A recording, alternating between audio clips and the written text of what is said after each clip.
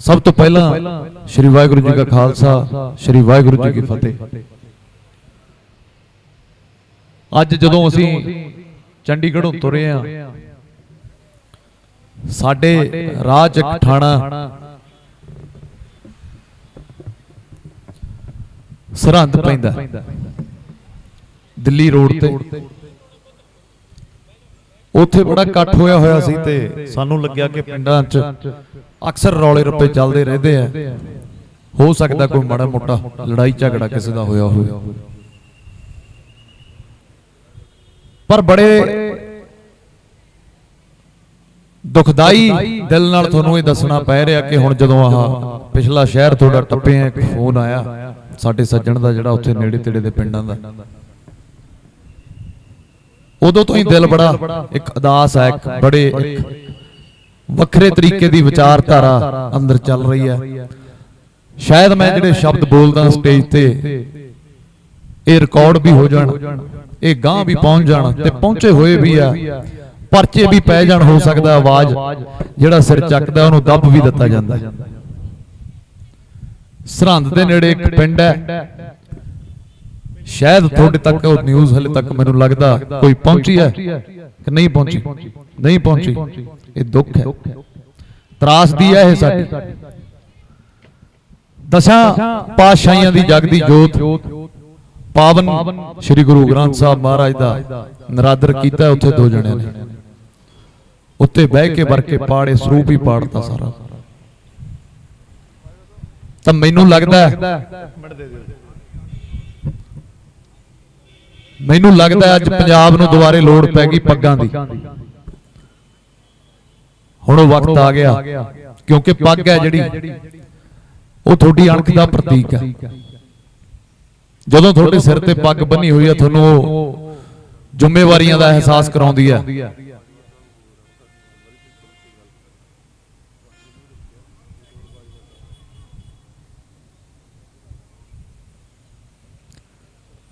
तां जदों थोड़े सिर ते पग बन्नी होगी तो तुहानूं जिम्मेवारी दा एहसास होगा। ये बिल आए ने, हुकूमतां ने जारू कीते ने दिल्ली तो बैठ के। सानू उस दिल्ली नाल बड़े शिकवे रहे ने शुरू तो, ते वो साडी कर्जदार रही है, ओदी एडी औकात नहीं वो साडे मूहरे अख चक सके। लैके गौरी तो लैके मुगलों तो बड़ियां हुकूमतां आईयां ते पंजाबियां ने पुठियां कर करके मोड़ियां। जदों उस दिल्ली दीयां धीआं भैणां नूं चक के लै जांदे सी, मुगल तां उत्थे तरले कढ़दे आउंदे सी साडे गुरुआं कोले। इतिहास दे बारे तुहानूं दस्सिआ ਸਿੰਘਾਂ ने सारिਆਂ ने, चलो तुसीं भी पढ़दे हो, पढ़िया करो। तां ओह लेलड़ियां कढ़दे सी जी बचाओ कुछ करो, साडे गुरुआं ने शहीदियां दित्तियां, कुर्बानियां दित्तियां, तां ओह दिल्ली वसदी है। असीं मुगलां नाल लड़े, गौरी नाल लड़े, औरंगजेब नाल लड़े, अंग्रेजां नाल लड़े, पर जिहदे पिछे लड़े अज अफसोस है उहने साडे पिठ च छुरा मारिया। ये बिल ने जिहड़े थोड़े खेतीबाड़ी सैक्टर ते नहीं आए हैगे, ये थोड़ी नस्ल नूं मलिया मेट करन दा एक फरमान जारी कीता उन्होंने। तां करके मैं कहना एक कट्ठा नूं किते उत्थे तक सीमित ना रख लिओ भी गौणे वाले दो आए ते सैल्फियां लईआं, इधरों उधरों ऐ कीता ओ कीता ते मुड़ के घर नूं इत्थे चार बजुर्ग ही बैठे रह गए। साडी तां ड्यूटी ला दिओ, मैं तां वार-वार कहना हुन्ना, मैनूं सवाल कर दिंदे ने, फिर आपां भी बह जाइए कि असीं तां तैयार हां बहण नूं। फिर तुसीं आपदा फर्ज निभाओ ना, पिंडां च जाओ, 25-30 पिंड होणगे नेड़े तेड़े, की हर एक बंदे दा निजी फर्ज नहीं बनदा कि इत्थे बिना बुलाए तो आवे? क्यों वार-वार सानूं कहना पैंदा आओ आओ? जिहड़े तुसीं आए हो बड़े सत्कारयोग हो, पर अज मैं तुहानूं अलांभा नहीं मैं दिंदा, मैं तुहानूं हक नाल इह गल कहना, तुसीं मेरे हो, मेरे अपने हो। मैं हक नाल तुहानूं इह गल कहना कि तुसीं जाके जिन्हां नूं नहीं पता हले तक दसो भी ये लड़ाई किहड़ी है। इहनूं खेतीबाड़ी वाले बिल ना समझी जाओ कल्ले, ਇਹ ਹੱਥ ਪੈ ਗਿਆ ਤੁਹਾਡੀ ਪੱਗ ਨੂੰ। पर पंजाबी मर्दी मर जाणगे, ये कौम कदे हार के घरे नहीं बैठूगी। ये साडे गुरुआं दे बचन ने, ते ना ये कौम मिटूगी। एक दिन इन्हें पूरी दुनिया ते राज करना है। राज करेगा खालसा, की रहे न कोई। ਸਤਿ ਸ੍ਰੀ ਅਕਾਲ। ਇਹ ਬਿਲਾਂ ਦਾ ਤਾਂ ਇੱਕ ਬਹਾਨਾ ਬਣਾਇਆ, ਇਹ ਪਹਿਲਾ ਵਾਰ ਹੈ, ਇਸ ਤੋਂ ਬਾਅਦ ਚ ਬੜੇ ਬਿੱਲ ਆਉਣਗੇ ਜਿਹੜੇ ਤੁਸੀਂ ਸੋਚ ਵੀ ਨਹੀਂ ਸਕਦੇ। ਜਦੋਂ ਸਾਡੇ ਪਿਓ ਨੂੰ ਹੀ ਹੱਥ ਪਾ ਲਿਆ ਫਿਰ ਪਿੱਛੇ ਰਹਿ ਵੀ ਕਿਆ। ਪਰ ਮੈਨੂੰ ਥੋੜਾ ਜਿਹਾ ਜੇ ਮੈਂ ਹੁਣ ਬੇਬਾਕ ਹੋ ਕੇ ਬੋਲਦਾ ਤਾਂ ਫਿਰ ਚੱਕ ਕੇ ਲੈ ਜਾਂਦੇ, ਤੰਗ ਕੀਤਾ ਜਾਂਦਾ। ਕੋਈ ਮੈਨੂੰ ਫਰਕ ਵੀ ਨਹੀਂ ਪੈਂਦਾ, ਲੈ ਜਾਣਗੇ, ਕੁਝ ਨਹੀਂ ਹੁੰਦਾ। ਦੁਨੀਆ 'ਚ ਤੁਹਾਨੂੰ ਸਭ ਤੋਂ ਪਰਿਵਾਰਾ ਹੁੰਦਾ ਤੁਹਾਡਾ ਪਿਆਰ, ਪਰਿਵਾਰ। ਜਦੋਂ ਮੈਂ ਆਪਦੇ ਘਰੋਂ ਨਿਕਲਿਆ ਮੇਰੀ ਮਾਂ ਨੇ ਕਿਹਾ ਵੀ ਹੁਣ ਮੁੜ ਕੇ ਨਾ ਆਈ, ਜੇ ਮੇਰੀ ਲੋੜ ਪੈ ਗਈ ਮੈਨੂੰ ਨਾਲ ਲੈ ਚੱਲੇ। ਸਾਡੀਆਂ ਮਾਵਾਂ ਤਿਆਰ ਨੇ ਘਰੇ। ਉਧਰ ਮੈਂ ਮਾਲਵੇ ਵੱਲ ਗਿਆ ਤੇ ਉੱਥੇ ਬਰਾਬਰ ਬੈਠੀਆਂ ਹੁੰਦੀਆਂ ਨੇ ਲੈ ਕੇ ਚੁੰਨੀਆਂ। ਜੇ 1000 ਬੰਦਾ ਤਾਂ 1500 ਸਾਡੀਆਂ ਮਾਤਾਵਾਂ ਸਾਡੀਆਂ ਭੈਣਾਂ ਬੈਠੀਆਂ ਹੁੰਦੀਆਂ ਨੇ। ਉਹ ਵਕਤ ਵੀ ਆ ਗਿਆ ਤੇ ਬਹਿਣਾ ਚਾਹੀਦਾ ਵੀ ਹੈ, ਪਰ ਹਲੇ ਅਸੀਂ ਜਿਉਂਦੇ ਆ। ਇਹ ਨਹੀਂ ਹੈਗਾ ਕਿ ਹਲੇ ਉਹ ਆਉਣ ਸਾਡਾ ਹੌਸਲਾ ਵਧਾਉਣ ਆਉਣ, ਪਰ ਅਸੀਂ ਹਲੇ ਜਿਉਂਦੇ ਆ। ਇਹ ਲੜਾਈ ਲੜਾਂਗੇ ਜਿੱਥੇ ਤੱਕ ਜਾਊਗੀ।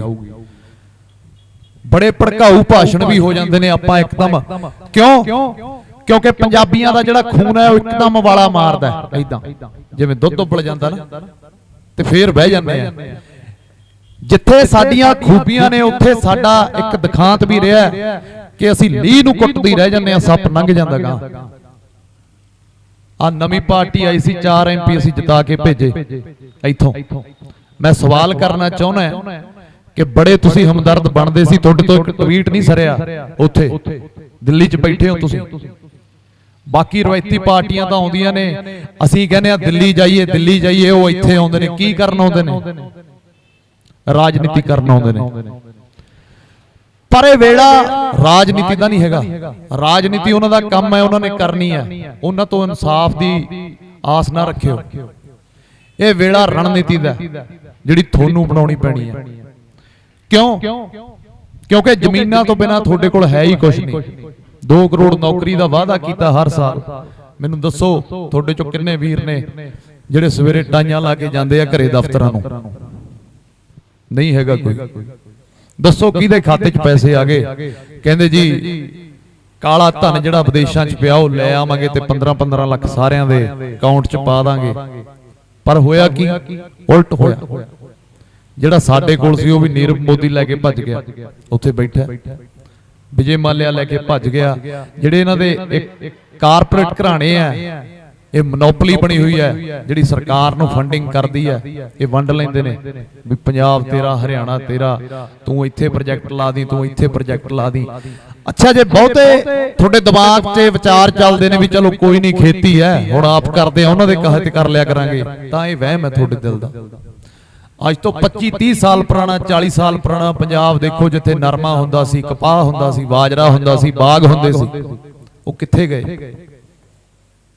ਨਹੀਂ ਦਿੰਦੇ। ਹਾਈਬ੍ਰਿਡ ਬੀਜ ਆ ਗਏ, ਉਹ ਜ਼ਹਿਰ ਹੈ। ਹਾਈਬ੍ਰਿਡ ਬੀਜ ਨਹੀਂ, ਹਰੀ ਕ੍ਰਾਂਤੀ ਦੇ ਨਾਂ ਤੇ ਜਿਹੜਾ ਸਾਡੇ ਪਿੱਠ 'ਚ ਛੁਰਾ ਮਾਰਿਆ ਗਿਆ, ਜਿਹੜਾ ਸਾਨੂੰ ਨਵਾਂ ਕਰਨ ਦੇ ਦਿੱਤਾ ਗਿਆ, ਐਡਵਾਂਸ ਕਰਨ ਦੇ ਦਿੱਤਾ ਗਿਆ, ਉਹਦਾ ਅੱਜ ਤੱਕ ਅਸੀਂ ਇਹ ਹਰਜਾਨਾ ਭਰਦੇ ਆ ਕਿ ਅੱਜ ਘਰ ਘਰ ਦੇ ਵਿੱਚ ਕੈਂਸਰ ਹੈ। ਜਿਹੜਾ ਪਾਣੀ ਸਾਡਾ 20 ਫੁੱਟ ਤੇ ਸੀ ਉਹ ਅੱਜ 550 ਫੁੱਟ ਤੇ ਚਲਾ ਗਿਆ। ਤੇ ਜਦੋਂ ਇਹ ਬਿੱਲ ਲਾਗੂ ਹੋ ਗਏ, ਇਹ ਇੰਨੇ ਕੁ ਮਾਰੂ ਨੇ, ਆਉਣ ਵਾਲੇ ਸਾਲ 5 ਹੀ ਲੱਗਣੇ ਨੇ ਜਾਂ 7 ਬਸ। ਗੁਲਾਮੀ ਦੀਆਂ ਜਿਹੜੀਆਂ ਜੰਜੀਰਾਂ ਨੇ ਸਾਡੇ ਪੈਰਾਂ 'ਚ ਪੈ ਜਾਣਗੀਆਂ। ਟਿਫਨ ਚੱਕ ਕੇ ਆਪਦੇ ਖੇਤਾਂ 'ਚ ਆਪ ਹੀ ਦਿਹਾੜੀ ਕਰਨ ਜਾਇਆ ਕਰਾਂਗੇ। ਜਿਹੜੇ ਵੱਡੇ ਨੇ ਥੋੜੇ ਜਿਹੇ ਬਚ ਜਾਣਗੇ, ਚਲੋ 25-30-40 ਕਿੱਲੇ ਵਾਲੇ, ਉਹ ਸੋਚਣਗੇ ਵੀ ਚਲੋ ਸਾਡਾ ਤਾਂ ਚੱਲੀ ਜਾਂਦਾ, ਅੱਧਾ ਪਰਿਵਾਰ ਬਾਹਰ ਬੈਠਾ, ਅੱਧਾ ਇੱਥੇ ਬੈਠਾ। ਪਰ ਜਿਹੜਾ ਛੋਟਾ ਜ਼ਿਮੀਂਦਾਰ ਹੈ ਉਹ ਕੀ ਕਰੂਗਾ?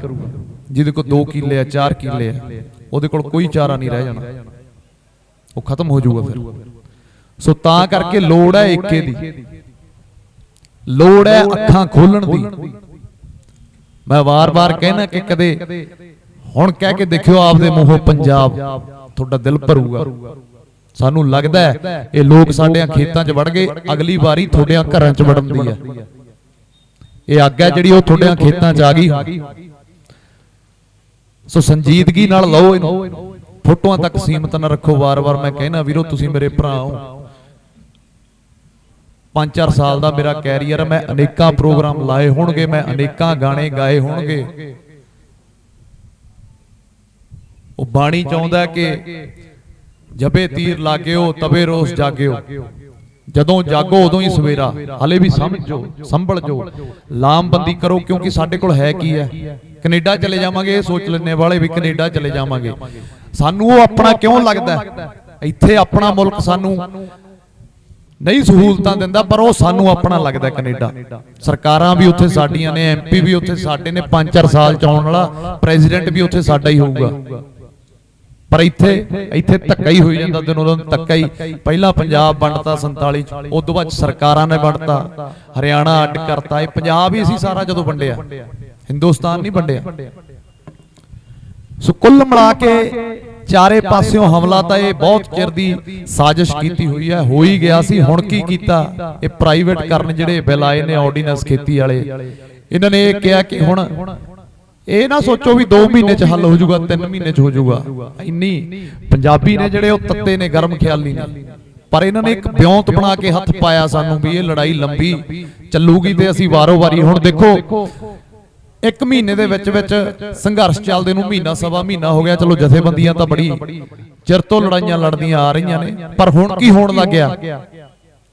ਪਹਿਲਾਂ ਕੀ ਕੀਤਾ? ਰਵਾਇਤੀ ਪਾਰਟੀਆਂ ਵਾਲਿਆਂ ਨੇ ਟਰੈਕਟਰ ਫੂਕ ਤੇ ਕਦੇ ਇੱਥੇ ਅੱਗ ਲਾਤਾ, ਕਦੇ ਉੱਥੇ ਅੱਗ ਲਾਤਾ ਟਰੈਕਟਰ ਨੂੰ, ਜਿਹਦੀ ਕੋਈ ਸੈਂਸ ਹੀ ਨਹੀਂ ਬਣਦੀ। ਹੁਣ ਕੀ ਕੀਤਾ? ਬੇਅਦਬੀ ਹੋ ਗਈ। ਸਾਡੇ ਪਿਓ ਦੀ ਪੱਗ ਨੂੰ ਹੱਥ ਪਾ ਲਿਆ। ਜਿਹੜਾ ਸਾਡਾ ਪੰਜਾਬੀਆਂ ਦਾ, ਸਾਡਾ ਸਿੱਖਾਂ ਦਾ ਜਿਹੜਾ ਸਭ ਤੋਂ ਇੱਕ ਸਾਡਾ ਜਿੱਥੋਂ ਸਾਨੂੰ ਫਰਮਾਨ ਆਉਂਦਾ ਹਰ ਇੱਕ ਚੀਜ਼ ਦਾ, ਜਿਹਨੂੰ ਅਸੀਂ ਆਪਣਾ ਧਰਮ ਮੰਨਦੇ ਆ, ਕਿਉਂ ਉੱਥੇ ਤੁਹਾਨੂੰ ਕੀ ਲੱਗਦਾ ਕਿਉਂ ਉੱਥੇ ਬੇਅਦਬੀ ਹੋਈ ਹੈ? ਇਸੇ ਕਰਕੇ ਹੋਈ ਹੈ ਵੀ ਇਹ ਸੰਘਰਸ਼ ਨੂੰ ਪਾੜ ਦਈਏ। ਸੋ ਹਰ ਵਾਰ ਸਾਡੇ ਸੁਨੇਹੇ ਨਹੀਂ ਆਉਣਗੇ, ਇਹ ਤੁਹਾਡਾ ਨਿੱਜੀ ਫਰਜ਼ ਵੀ ਬਣਦਾ। ਜੇ ਮੈਂ ਅੱਜ ਇੱਥੇ ਆਇਆ, ਮੈਂ ਕੋਈ ਕਲਾਕਾਰ ਬਣ ਕੇ ਨਹੀਂ ਆਇਆ। ਕਲਾਕਾਰੀ ਵਾਲੇ ਘਰ ਤਾਂ ਹੁਣ ਬਹੁਤ ਦੂਰ ਰਹਿ ਗਏ। ਮੈਂ ਇੱਕ ਜ਼ਿਮੀਂਦਾਰ ਬਣ ਕੇ ਆਇਆ, ਇੱਕ ਦਰਦ ਲੈ ਕੇ ਆਇਆ ਪੰਜਾਬ ਦਾ ਕਿ ਮੈਂ ਦੇਣਾ ਨਹੀਂ ਦੇ ਸਕਦਾ। 7 ਜਨਮ ਵੀ ਲੈ ਲਵਾਂ ਮੈਂ। ਸੋ ਤਾਂ ਕਰਕੇ ਬਾਈ ਇਹ ਲੋੜ ਹੈ ਹੁਣ ਏਕੇ ਦੀ। ਜਿੱਥੋਂ ਤੱਕ ਜਾਊਗੀ ਗੱਲ ਇਹ ਨਹੀਂ ਹੈਗੀ ਵੀ ਇਹਨਾਂ ਤੁਹਾਡਿਆਂ ਧਰਨਿਆਂ ਨਾਲ ਅਸਰ ਨਹੀਂ ਹੋਇਆ, ਅਸਰ ਹੋ ਗਿਆ। ਵਿੰਗੇ ਟੇਢੇ ਜੇ ਕਰਕੇ ਚਿੱਠੀਆਂ ਦਾ ਭੇਜਣ ਲੱਗੇ ਵੀ ਕਦੇ ਕਿਹੜੇ ਡਿਪਾਰਟਮੈਂਟ ਤੋਂ ਆ ਜਾਂਦੀ ਹੈ, ਕਦੇ ਕਿਹੜੇ ਤੋਂ। ਹੁਣ ਸਿੱਧੇ ਵੀ ਆਉਣਗੇ ਵੀ ਆਓ ਗੱਲ ਕਰੀਏ, ਬੈਠੀਏ। ਪਰ ਜਦੋਂ ਸਿੱਧੇ ਆਉਣਗੇ ਨਾ, ਉਦੋਂ ਤੁਹਾਡੇ ਆਗੂ ਉਹ ਹੁਣ ਜਿਹੜੇ ਟੱਲੀ ਵਾਂਗੂ ਟਣਕਾਏ ਹੋਣ, ਜਿਹੜੇ ਤੁਹਾਡੀ ਗੱਲ ਕਰਨ। ਸਾਨੂੰ ਮਾਣ ਹੈ, ਜਥੇਬੰਦੀਆਂ ਤੇ ਪੂਰਾ ਯਕੀਨ ਹੈ। ਕਿਉਂ? ਕਿਉਂਕਿ ਪਹਿਲਾਂ ਅਸੀਂ ਲੜਾਈ ਲੜਦੇ ਸੀ ਖੇਤੀ ਦੀ, ਸਾਨੂੰ ਸਬਸਿਡੀ ਨਹੀਂ ਮਿਲੀ, ਸਾਨੂੰ ਇੰਸ਼ੋਰੈਂਸਾਂ ਨਹੀਂ ਮਿਲਦੀਆਂ, ਸਾਨੂੰ ਸਾਡੀਆਂ ਫਸਲਾਂ ਦੇ ਮੁੱਲ ਨਹੀਂ ਮਿਲਦੇ। ਹੁਣ ਅਸੀਂ ਲੜਾਈ ਲੜ ਰਹੇ ਹਾਂ ਖੇਤਾਂ ਦੀ। ਜਦੋਂ ਖੇਤ ਹੀ ਨਾ ਰਹੇ ਤਾਂ ਪਿੱਛੇ ਕੀ ਰਹੂਗਾ? ਸੋ ਆਗੂ ਜਿਹੜੇ ਵੀ ਜਾਣਗੇ, ਮੈਂ ਵਾਰ-ਵਾਰ ਕਹਿੰਦਾ ਕਿ 10 ਰੁਪਏ ਦਾ ਘੜਾ ਵੀ ਲਈਏ ਨਾ, ਉਹਨੂੰ ਵੀ ਐ ਠੋਲੇ ਮਾਰ ਕੇ ਦੇਖੀਦਾ 2 ਵਾਰੀ ਵੀ ਕਿਹੜਾ ਕਿਤੇ ਚੋਂਦਾ ਤਾਂ ਨਹੀਂ। ਸੋ ਟਣਕਾ ਕੇ ਭੇਜਿਓ, ਕਿਤੇ ਇਸ ਚੱਕਰ ਚ ਨਾ ਰਹਿ ਜਾਓ ਵੀ ਪ੍ਰਧਾਨ ਆ ਮੈਂ ਕੁਝ ਕਹਿ ਨਹੀਂ ਸਕਦਾ। ਤੁਹਾਡਾ ਹੱਕ ਹੈ। ਆਪਾਂ ਡੁੱਬੇ ਕਿਉਂ ਆ? ਇਹਦੇ ਕਰਕੇ ਨਹੀਂ ਵੀ ਸਾਨੂੰ ਲੀਡਰਾਂ ਨੇ ਲੁੱਟ ਲਿਆ, ਨਹੀਂ। ਇੱਥੇ ਮੈਂ ਗਲਤ ਸਾਬਤ ਕਰੂੰਗਾ ਤੁਹਾਨੂੰ। ਇਸ ਕਰਕੇ ਡੁੱਬੇ ਆ ਕਿਉਂਕਿ ਅਸੀਂ ਸਵਾਲ ਹੀ ਨਹੀਂ ਕਰਦੇ ਕਦੇ। ਇਹ ਸਰਕਾਰ, ਸਾਡੇ ਕੋਲ ਅਧਿਕਾਰ ਹੈ ਇੱਕ ਵੋਟ ਦਾ, ਅਸੀਂ ਸਰਕਾਰ ਬਣਾਉਨੇ ਆ। ਜਦੋਂ ਸਾਡੇ ਕੋਲ ਆਉਂਦੇ ਨੇ ਤੇ ਸਾਡੇ ਤੋਂ ਸਵਾਲ ਹੀ ਨਹੀਂ ਹੁੰਦਾ, ਅਸੀਂ ਪੁੱਛ ਹੀ ਨਹੀਂ ਸਕਦੇ। ਉਹਦਾ ਕਾਰਨ ਕੀ? ਆਪਾਂ ਇੰਨੇ ਟੁੱਟ ਚੁੱਕੇ ਆ। ਚਲੋ ਏਜੰਸੀਆਂ ਨੇ ਬਦਨਾਮ ਕੀਤਾ ਪੰਜਾਬ ਨੂੰ ਵੀ ਇੱਥੇ ਦੀ ਨੌਜਵਾਨੀ ਚਿੱਟੇ 'ਚ ਗਰਕ ਹੋ ਗਈ ਜੀ, ਇਹਨਾਂ ਦੀਆਂ ਬਾਹਾਂ 'ਚ ਸੂਈਆਂ ਰਹਿ ਗਈਆਂ। ਮੀਡੀਆ ਨੇ ਇੰਨਾ ਪ੍ਰਮੋਟ ਕਰਤਾ, ਬਾਹਰਲਿਆਂ ਮੁਲਕਾਂ 'ਚ ਵੀ ਲੱਗਣ ਲੱਗ ਗਿਆ। ਸੀ ਅਕਸਰ ਜਾਂਦੇ ਰਹਿੰਦੇ ਆ ਵੀ ਪੰਜਾਬ ਤਾਂ ਯਾਰ ਖਤਮ ਹੋ ਗਿਆ, ਪੰਜਾਬ ਤਾਂ ਯਾਰ ਇਦਾਂ ਹੋ ਗਿਆ, ਪੰਜਾਬ ਦੇ ਤਾਂ ਨੌਜਵਾਨ ਚਿੱਟੇ ਚਾਹ ਹੋ ਗਏ, ਕਾਲੇ ਚਾਹ ਹੋ ਗਏ। ਉਹ ਦਿਖਾਉਣਗੇ ਹਮੇਸ਼ਾ ਉਹੀ ਚਿੱਟੇ ਵਾਲੇ, ਪਰ ਉਹ ਨਹੀਂ ਦਿਖਾਉਣਗੇ ਜਿਹੜੇ 4 ਵਜੇ ਉੱਠ ਕੇ ਸਵੇਰੇ ਆਪਦੇ ਕੰਮ ਤੇ ਜਾਂਦੇ ਆ, ਸੜਕ ਤੇ ਭੱਜੇ ਜਾਂਦੇ ਆ ਕਿ ਮੈਂ ਫੌਜ 'ਚ ਭਰਤੀ ਹੋਣਾ, ਤਿਆਰੀ ਕਰਨੀ। ਉਹਨਾਂ ਦੀ ਗਿਣਤੀ ਵੱਧ ਹੈ, ਚਿੱਟੇ ਵਾਲਿਆਂ ਦੀ ਘੱਟ ਹੈ। ਪਰ ਨੈਗੇਟਿਵਿਟੀ ਨੂੰ ਹਾਵੀ ਕਰਨਗੇ ਤਾਂ ਸਮਾਜ ਦਾ ਅਸੂਲ ਰਿਹਾ ਵੀ ਨੈਗੇਟਿਵਿਟੀ ਨੇ ਹਮੇਸ਼ਾ ਹਾਵੀ ਹੀ ਰਹਿਣਾ। ਹੁਣ ਕੀ ਹੋਇਆ ਫਿਰ? ਕਿਸੇ ਨੂੰ ਲੱਗਦੀ ਹੈ ਤੋੜ ਇੱਥੇ 4-4 ਦਿਨ ਹੋ ਗਏ ਬੈਠਿਆਂ, ਨਹੀਂ ਲੱਗਦੀ। ਸੋ ਵੀਰੋ, ਕੁਝ ਆਪਣੀਆਂ ਜ਼ਿੰਮੇਵਾਰੀਆਂ ਨੇ, ਕੁਝ ਆਪਣੇ ਫਰਜ਼ ਨੇ ਜਿਹੜੇ ਆਪਾਂ ਨੂੰ ਹੀ ਸਮਝਣੇ ਪੈਣੇ ਨੇ। ਇਹ ਲੜਾਈ ਠੀਕ ਹੈ, ਬਜ਼ੁਰਗ ਜੇ ਅੱਜ ਸਾਡੇ ਮੋਢੇ ਨਾਲ ਮੋਢਾ ਲਾ ਕੇ ਖੜੇ ਨੇ ਤਾਂ ਅਸੀਂ ਇਹਨਾਂ ਦਾ ਸ਼ੁਕਰਗੁਜ਼ਾਰ ਕਰਦੇ ਹਾਂ, ਧੰਨਵਾਦ ਕਰਦੇ ਹਾਂ। ਇਹ ਉਮਰ ਨਹੀਂ ਹੈਗੀ, ਉਮਰ ਆਪਣੀ ਹੈ। ਜਿੱਥੇ ਇੱਥੇ ਇਹ ਹੋਣਾ ਉਲਟ ਚਾਹੀਦਾ ਸੀ, ਜਿੱਥੇ ਇਹ ਬਜ਼ੁਰਗ ਬੈਠੇ ਨੇ ਉੱਥੇ ਗਿਣਤੀ ਥੋੜੀ ਚਾਹੀਦੀ ਸੀ। ਮੋਢਿਆਂ ਤੇ ਤੁਸੀਂ ਚੱਕਣਾ, ਤੁਸੀਂ ਇੱਕ ਥੋੜਾ ਜਿਹਾ ਸਾਡੇ ਇਹ ਪੰਜਾਬ 'ਚ ਸਿਸਟਮ ਹੀ ਆ, ਘਰ 'ਚ ਵੀ ਸਿਸਟਮ ਹੈ।